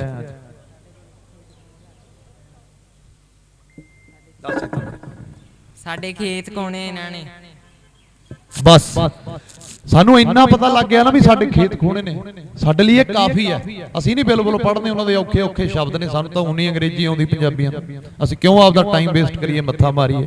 ਸਾਰਿਆਂ ਦੀ ਗੱਲ ਨਹੀਂ ਕਰਦਾ, ਪਰ ਬਹੁਤਿਆਂ ਨੂੰ ਨਹੀਂ ਆਉਂਦੀ, ਉਹਨਾਂ ਚੋਂ ਮੈਂ ਵੀ ਇੱਕ। ਸੋ ਤਾਂ ਕਰਕੇ ਵੀਰੋ ਵਕਤ ਇਹ ਇੱਕੇ ਦਾ, ਰਣਨੀਤੀ ਬਣਾ ਕੇ ਚੱਲਣ ਦਾ। ਮੈਂ ਕੱਲ ਸੁਨਾਮ ਵੱਲ ਗਿਆ ਹੋਇਆ ਸੀ, ਉੱਥੇ ਉਹਨਾਂ ਨੇ ਕੀ ਕੀਤਾ, 100 ਮੁੰਡੇ ਦਾ ਗਰੁੱਪ ਬਣਾ ਲਿਆ ਕਿ ਬਜ਼ੁਰਗੋ ਅਸੀਂ ਤੁਹਾਡੇ ਨਾਲ ਆਵਾਂਗੇ। ਜਥੇਬੰਦੀਆਂ ਦਾ ਆਪਣੇ ਤੌਰ ਤੇ ਸੰਘਰਸ਼ ਜਾਰੀ ਹੈ, ਤੁਸੀਂ ਆਪ ਦੇ ਤੌਰ ਤੇ ਗਰੁੱਪ ਬਣਾਓ ਤੇ ਇਹਨਾਂ ਨੂੰ ਸਮਰਥਨ ਦਿਓ। ਉਹਨਾਂ ਦੇ ਨਾਸੀ ਧੂਆਂ ਆਇਆ ਹੋਇਆ ਉੱਥੇ, ਤੁਸੀਂ ਇਹ ਨਾ ਸੋਚੋ ਨਹੀਂ ਇਹ ਫਰਕ ਨਹੀਂ ਕੋਈ ਪਿਆ। ਬਾਪੂ ਜੀ ਉਹਨਾਂ ਨੂੰ ਜ਼ਿਆਦਾ ਪਤਾ, ਚਿੱਠੀਆਂ ਆਉਂਦੀਆਂ, ਉਹ ਕਹਿੰਦੇ ਨੇ ਸਾਡੇ ਨਾਲ ਬੈਠੋ। ਪਰ ਅਸੀਂ ਬੈਠਾਂਗੇ ਨਾ ਜਦੋਂ, ਤਾਂ ਕਿਸੇ ਕੰਡੀਸ਼ਨ ਤੇ ਬੈਠਾਂਗੇ, ਅਸੀਂ ਐ ਨਹੀਂ ਜਾਣਾ। ਜੇ ਜਾ ਵੜੇ ਉਹਨਾਂ ਨੂੰ ਤਾਂ ਐ ਲੱਗੂਗਾ ਵੀ ਇਦਾਂ ਹੀ ਆ ਗਏ। ਹੁਣ ਇੱਥੇ ਸਰਕਾਰਾਂ ਸਾਡੇ ਨਾਲ ਪ੍ਰੋਪੋਗੰਡਾ ਜਿਹਾ ਕਰਨ ਲੱਗੀਆਂ, ਰੇਲਾਂ ਰੋਗੀਆਂ ਜੀ, ਸਾਡੇ ਕੋਲ ਲਾਈਟ ਭੱਜ ਜਾਣੀ ਹੈ ਜੀ, ਸਾਡੇ ਇਦਾਂ ਹੋ ਜਾਣਾ, ਉਦਾਂ ਹੋ ਜਾਣਾ। ਅਸੀਂ ਉਹਨਾਂ ਨੂੰ ਕਦੋਂ ਕਿਹਾ? ਜਿਨ੍ਹਾਂ 'ਚ ਕੋਇਲਾ ਉਹ ਲਿਆਓ ਰੇਲਾਂ, ਅਸੀਂ ਤਾਂ ਆਪ ਲਾ ਕੇ ਝੰਡੇ ਲੈ ਕੇ ਆਵਾਂਗੇ ਕਿਸਾਨ ਜਥੇਬੰਦੀਆਂ ਦੇ। ਜਿਨ੍ਹਾਂ 'ਚ ਬਾਰਦਾਨਾ ਆ ਰਿਹਾ ਦੱਸੋ, ਅਸੀਂ ਆਪ ਲੈ ਕੇ ਜਾਵਾਂਗੇ। ਪਰ ਜਿਹੜੇ ਲੋਕ ਇਹ ਕਹਿ ਰਹੇ ਨੇ ਵੀ ਰੇਲਾਂ ਰੋਕਿਆਂ ਤੋਂ ਕੋਈ ਫਰਕ ਹੀ ਨਹੀਂ ਪੈਂਦਾ, ਉਹ ਗਲਤ ਗੱਲ। ਫਰਕ ਪੈਂਦਾ। ਉੱਥੇ ਚੀਕ ਉੱਥੇ ਨਿਕਲੀ ਪਈ ਆ, ਉਹਨਾਂ ਦੀ ਨੈਸ਼ਨਲ ਮੀਡੀਆ ਨਹੀਂ ਦਿਖਾਉਂਦਾ ਕਿਉਂਕਿ ਉਹਨਾਂ ਦੀ ਬੇਇੱਜ਼ਤੀ ਹੈ ਇਹਦੇ 'ਚ। ਜੇ ਦਿਖਾਉਂਦੇ ਨੇ ਤਾਂ ਇੰਟਰਨੈਸ਼ਨਲ ਮੀਡੀਆ ਦਿਖਾਉਂਦਾ। ਸਾਡੇ ਭਰਾਵਾਂ ਨੇ ਕੈਨੇਡਾ 'ਚ ਐਮਬੈਸੀਆਂ ਘੇਰੀਆਂ ਨੇ, ਅਮਰੀਕਾ 'ਚ ਐਮਬੈਸੀਆਂ ਘੇਰੀਆਂ ਨੇ, ਇੰਗਲੈਂਡ 'ਚ ਐਮਬੈਸੀਆਂ ਘੇਰੀਆਂ ਨੇ। ਤਾਂ ਇੱਕ ਨਿਊਜ਼ ਬਣੂਗੀ, ਜਿਹੜੇ ਕੋਈ ਵੀ ਪੱਖ ਅਸੀਂ ਛੱਡਣਾ ਨਹੀਂ ਹੈਗਾ। ਜੇ ਤੁਸੀਂ ਸੋਸ਼ਲ ਮੀਡੀਆ ਜ਼ਿਆਦਾ ਯੂਜ਼ ਕਰਦੇ ਹੋ ਨਾ, ਚਲੋ ਚਿੱਟਾ ਤਾਂ ਇੱਕ ਬਦਨਾਮ ਹੀ ਹੋ ਗਿਆ, ਸਾਨੂੰ ਨਸ਼ਾ ਤਾਂ ਫੋਨ ਦਾ ਹੀ ਆ ਸਾਰੀ ਦਿਹਾੜੀ। ਤਾਂ ਉੱਥੇ ਤੁਸੀਂ ਹੈਸ਼ਟੈਗ ਸ਼ੁਰੂ ਕਰੋ, ਸੇਵ ਫਾਰਮਰ ਪੰਜਾਬ। ਜੇ ਪੰਜਾਬੀ 'ਚ ਲਿਖ ਸਕਦੇ ਹੋ, ਜਿਹੜਾ ਮਰਜ਼ੀ ਕਰੋ, ਫਾਰਮਰ ਲਾ ਦਿਓ, ਕਿਸਾਨ ਲਾ ਦਿਓ। ਜਿਹੜੇ ਟਵਿੱਟਰ ਚਲਾਉਂਦੇ ਨੇ, ਤਾਂ ਮੈਂ ਤੁਹਾਨੂੰ ਦੱਸਣਾ ਚਾਹੁੰਦਾ ਕਿ ਟਵਿੱਟਰ ਤੇ ਜਦੋਂ 1 ਮਿਲੀਅਨ ਹੈਸ਼ਟੈਗ ਹੋ ਜਾਂਦਾ ਤਾਂ ਉਹ ਇੰਟਰਨੈਸ਼ਨਲ ਮੂਵਮੈਂਟ ਬਣ ਜਾਂਦੀ ਹੈ। ਜੇ ਕਿਸੇ ਗੋਰੇ ਦੇ ਦਿਲ 'ਚ ਦਿਆਲੂ ਆ ਗਈ, ਜਿਵੇਂ ਕੋਈ ਡਰੇਕ ਵਰਗਾ ਹੋ ਗਿਆ ਜਾਂ ਕੋਈ ਰੋਨਾਲਡੋ ਵਰਗਾ ਹੋ ਗਿਆ, ਜਦੋਂ ਉਹਨੇ ਪਾਤਾ ਨਾ ਲਿਖ ਕੇ ਵੀ ਹਾਂ ਉੱਥੇ ਧੱਕਾ ਹੋ ਰਿਹਾ, ਤੁਸੀਂ ਜੇ ਇੰਟਰਨੈਸ਼ਨਲ ਨਿਊਜ਼ਾਂ ਦੀ ਕੋਈ ਖਬਰ ਰੱਖਦੇ ਹੋ ਤਾਂ ਉੱਥੇ ਦੁਨੀਆ, ਪੂਰੀ ਦੁਨੀਆ ਪੰਜਾਬ ਦੇ ਨਾਲ ਆ ਕੇ ਖੜੀ ਹੋ ਜਾਊ। ਇਹ ਵੀ ਸਾਡਾ ਫਰਜ਼ ਹੈ ਕਿਉਂਕਿ ਅਸੀਂ ਟੈਕਨੋਲੋਜੀ ਨਾਲ ਜੁੜੇ ਹੋਏ ਹਾਂ। ਗ੍ਰਾਮ ਸਭਾ ਦੇ ਸਭਾ ਦੇ ਮਤੇ ਤਾਂ ਪਾਉਣ ਲੱਗੇ ਵੀ ਜਦੋਂ ਅਸੀਂ ਕੋਰਟ 'ਚ ਜਾਈਏ ਤਾਂ 12000 ਪਿੰਡਾਂ 'ਚੋਂ ਸਾਈਨ ਹੋ ਕੇ ਜਿਹੜੇ ਵੀ ਜੱਜ ਦੇ ਮੂਹਰੇ ਜਾਵੇ ਇੱਕ ਵਾਰੀ ਉਹ ਸੋਚਣ ਤੇ ਮਜਬੂਰ ਹੋ ਜਾਵੇ। ਚਲੋ ਜੱਜ ਹੈ ਤਾਂ ਉਹਨਾਂ ਦੀ ਨੇ, ਪਰ ਫਿਰ ਵੀ ਉਹ ਸੋਚੇ, ਉਹਦੀ ਜ਼ਮੀਰ ਉਹਨੂੰ ਜਵਾਬ ਦੇਵੇ ਕਿ ਨਹੀਂ ਯਾਰ ਇਹ ਧੱਕਾ ਹੈ। ਸੋ ਜਦੋਂ ਅਸੀਂ ਦਿੱਲੀ ਜਾਣਾ ਪੱਕੇ ਪੈਰੀ ਜਾਣਾ। ਬੜੇ ਵੀਰ ਮੈਨੂੰ ਕਹਿ ਦਿੰਦੇ ਨੇ ਇੱਥੇ ਕੁਝ ਨਹੀਂ ਹੋਣਾ, ਦਿੱਲੀ ਚੱਲੀਏ। ਅਸੀਂ ਕਿਉਂ ਆਪਦੇ ਮੁੰਡੇ ਮਰਵਾਈਏ ਉੱਥੇ ਯਾਰ ਦਿੱਲੀ ਲਿਜਾ ਕੇ? ਕੋਈ ਸਾਡੇ ਕੋਈ ਫਾਲਤੂ ਥੋੜੀ ਨੇ। ਦਿੱਲੀ ਨੂੰ ਲੋੜ ਹੈ, ਉਹ ਆਊਗੀ ਨਾ ਸਾਡੇ ਕੋਲ, ਅਸੀਂ ਥੋੜੀ ਜਾਵਾਂਗੇ ਉੱਥੇ। ਅਸੀਂ ਜਾਵਾਂਗੇ ਉੱਥੋਂ, ਇੱਥੋਂ ਸਪੋਜ਼ ਕਰੋ ਵੀ 5000 ਬੰਦਾ ਚਲੇ ਗਿਆ, ਤੇ ਫਿਰ ਕੀ ਹੋਊਗਾ ਉੱਥੇ ਦਿੱਲੀ? ਅੱਜ ਗਏ ਹੋਏ ਨੇ ਪਾਰਟੀ ਵਾਲੇ ਉੱਥੇ, ਡਾਂਗਾ ਮਾਰਨਗੇ, ਉਹ ਨਾਲਿਆਂ ਦਾ ਪਾਣੀ ਹੁੰਦਾ ਮਾਰਨਗੇ, ਚਲੋ ਝੱਲ ਲਾਂਗੇ ਸਾਰਾ ਕੁਝ। ਐਸੇ ਪਰਚੇ ਪਾ ਦੇਣਗੇ, ਮੁੜ ਕੇ ਉਹ ਪਰਚੇ ਰੱਦ ਕਰਾਵਾਂਗੇ, ਬਿੱਲ ਰੱਦ ਕਰਾਵਾਂਗੇ। ਇੱਥੇ ਏਕੇ ਦੀ ਲੋੜ ਹੈ। ਇਹ ਮੈਂ ਤਾਂ ਕਹਿਣਾ ਵੀ ਏਕਾ ਹੈਗਾ ਤੇ ਇਹਨੂੰ ਆਪਾਂ ਬਰਕਰਾਰ ਰੱਖਣਾ, ਇਸ ਲਹਿਰ ਨੂੰ। ਅੱਜ ਤੱਕ ਦੀ ਇਹ ਬਜ਼ੁਰਗਾਂ ਨੇ ਬੜੀਆਂ ਲਹਿਰਾਂ, ਬੜੇ ਸੰਘਰਸ਼ ਕੀਤੇ ਆ। ਅੱਜ ਤੱਕ ਦੀ ਇਹ ਸਭ ਤੋਂ ਮੈਂ ਕਹਿੰਦਾ ਲਾਮਬੰਦ ਤੇ ਇੱਕ ਸਿੱਧੀ ਲਹਿਰ ਹੈ। ਬਸ ਵਾਰ-ਵਾਰ ਲਹਿਰ ਦਾ ਨਾਂ ਤਾਂ ਆਉਂਦਾ ਕਿ ਇਹ ਟੁੱਟੇ ਨਾ, ਬਸ ਇਹਨੂੰ ਟੁੱਟਣ ਨਾ ਦਿਓ। ਜੋ ਜਿੱਦਾਂ ਸਾਡੇ ਵੱਲੋਂ ਹੋਊਗਾ ਉਵੇਂ ਕਰਾਂਗੇ। ਜਦੋਂ ਮੈਂ ਇੱਕ ਹੀ ਗੱਲ ਕਹਿਣਾ ਕਿ ਜਦੋਂ ਆਰ ਪਾਰ ਤੇ ਆ ਗਏ, ਹੈ ਤਾਂ ਆਰ ਪਾਰ ਦੀ ਲੜਾਈ ਹੈ, ਤਾਂ ਫਿਰ ਉਵੇਂ ਵੀ ਹੋ ਲਾਂਗੇ ਜਿਵੇਂ ਤੁਸੀਂ ਕਹੋਗੇ। ਹਾਂ, ਫਿਰ ਤਾਂ ਡੰਡਾ ਚੱਕ ਕੇ ਕੰਮ ਸੂਤ ਆਊਗਾ ਨਾ, ਫਿਰ ਇਦਾਂ ਤਾਂ ਆਉਣ ਨਹੀਂ ਰਿਹਾ। ਹੁਣ ਤਾਂ ਬੇਨਤੀਆਂ ਕਰਦੇ ਆ, ਪਰ ਮੈਂ ਇਹ ਕਹਿਣਾ ਚਾਹੁੰਦਾ ਕਿ ਤੁਹਾਡੀ ਚੁੱਪ 'ਚ ਇੰਨੀ ਤਾਕਤ ਹੈ, ਤੁਹਾਡੇ ਧਰਨਿਆਂ 'ਚ ਇੰਨੀ ਤਾਕਤ ਹੈ, ਗੱਲ ਉੱਥੇ ਤੱਕ ਪਹੁੰਚ ਗਈ ਤੇ ਆਪਾਂ ਜਿੱਤ ਲਾਂਗੇ ਜੇ ਤੁਸੀਂ ਇਦਾਂ ਹੀ ਸਾਡਾ ਸਾਥ ਦਿੰਦੇ ਰਹੇ। ਆਪਾਂ ਰਲ ਮਿਲ ਕੇ ਇੱਕ ਦੂਜੇ ਦਾ ਸਾਥ ਦਿੰਦੇ ਰਹੇ ਤਾਂ ਜਿੱਤਾਂਗੇ, ਤੇ ਜ਼ਰੂਰ ਜਿੱਤਾਂਗੇ। ਲਾਸਟ 'ਚ ਬਸ ਇੱਕੋ ਹੀ ਗੱਲ ਕਹੂੰਗਾ, ਕਿਉਂਕਿ ਪੰਜਾਬ ਦੀ ਧਰਤੀ ਗੁਰੂਆਂ ਪੀਰਾਂ ਦੀ ਧਰਤੀ ਹੈ, ਸਾਡਾ ਇਤਿਹਾਸ ਹੈ। ਅਸੀਂ ਤਾਂ ਇੰਨੇ ਛੋਟੇ ਆ ਕਿ ਅਸੀਂ ਬੋਲ ਕੇ ਵੀ ਜੇ ਦਸੀਏ ਤਾਂ ਸਾਨੂੰ ਸੋਚਣਾ ਪੈਂਦਾ ਹੈ। ਐਡਾ ਮਹਾਨ ਇਤਿਹਾਸ ਹੈ। ਜਦੋਂ ਤੁਸੀਂ ਆਪਦੇ ਘਰੋਂ ਆਉਨੇ ਹੋ ਤਾਂ ਅਰਦਾਸ ਜ਼ਰੂਰ ਕਰਕੇ ਆਇਆ ਕਰੋ ਕਿ ਮਹਾਰਾਜ ਸਾਨੂੰ ਸਾਡੀ ਲੜਾਈ 'ਚ ਜਿੱਤ ਹਾਸਲ ਹੋਵੇ। ਇਹ ਹਕੂਮਤਾਂ ਦਾ ਜਿਹੜਾ ਘਮੰਡ ਹੈ ਉਹ ਟੁੱਟੇ, ਤਾਂ ਜ਼ਰੂਰ ਮਹਾਰਾਜ ਮਿਹਰ ਕਰਨਗੇ। ਸੋ ਭੁੱਲ ਚੁੱਕ ਗਲਤੀ ਦੀ ਮੈਂ ਮਾਫੀ ਚਾਹੁੰਦਾ। ਸ਼੍ਰੀ ਵਾਹਿਗੁਰੂ ਜੀ ਕਾ ਖਾਲਸਾ, ਸ਼੍ਰੀ ਵਾਹਿਗੁਰੂ ਜੀ ਕੀ ਫਤਿਹ। ਸਤਿ ਸ੍ਰੀ ਅਕਾਲ। ਕਿਸਾਨ ਮਜ਼ਦੂਰ ਏਕਤਾ, ਕਿਸਾਨ ਮਜ਼ਦੂਰ ਏਕਤਾ, ਨੌਜਵਾਨ ਏਕਤਾ। ਮੇਰਾ ਵੀਰ ਜੋਸ਼ ਨਾਲ ਥੋੜਾ ਜਿਹਾ, ਨੌਜਵਾਨ ਏਕਤਾ, ਨੌਜਵਾਨ ਏਕਤਾ। Thank you so much.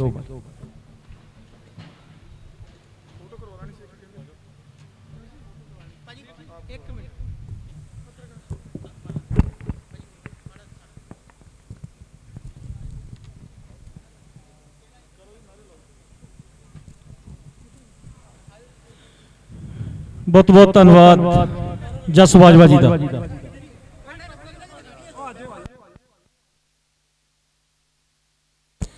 ਕਿਸਾਨ ਏਕਤਾ, ਕਿਸਾਨ ਏਕਤਾ।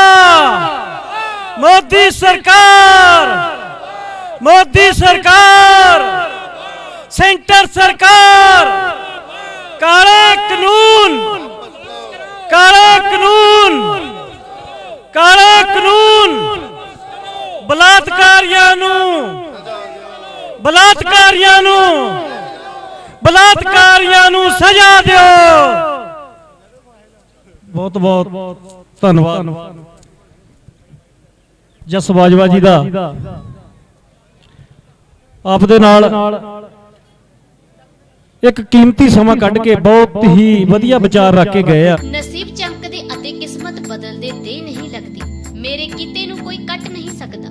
ਪਰੇਸ਼ਾਨੀ ਜਿਵੇਂ ਮਨ ਚਾਹੇ ਪਿਆਰ ਲਈ ਮਾਤਾ ਪਿਤਾ ਨੂੰ ਮਨਾਉਣਾ, ਸੌਤਨ ਦੁਸ਼ਮਣ ਦਾ ਖਾਤਮਾ, ਕੋਰਟ ਕਚਹਿਰੀ, ਨੌਕਰੀ ਕਾਰੋਬਾਰ ਵਿੱਚ ਰੁਕਾਵਟ, ਵਿਦੇਸ਼ ਵਿੱਚ ਪੱਕਾ ਹੋਣਾ, ਬੱਚਿਆਂ ਦਾ ਕਹਿਣੇ ਤੋਂ ਬਾਹਰ ਹੋਣਾ, ਵਸ਼ੀਕਰਨ ਕਰਵਾਓ ਜਾਂ ਤੜਵਾਓ, ਲਾਟਰੀ ਨੰਬਰ ਪਾਓ ਭਾਵੇਂ 649 ਹੋਵੇ ਜਾਂ ਲੋਟੋ ਮੈਕਸ। ਅੱਜ ਹੀ ਸੰਪਰਕ ਕਰੋ। प्रवीण ज्योतिषी 94616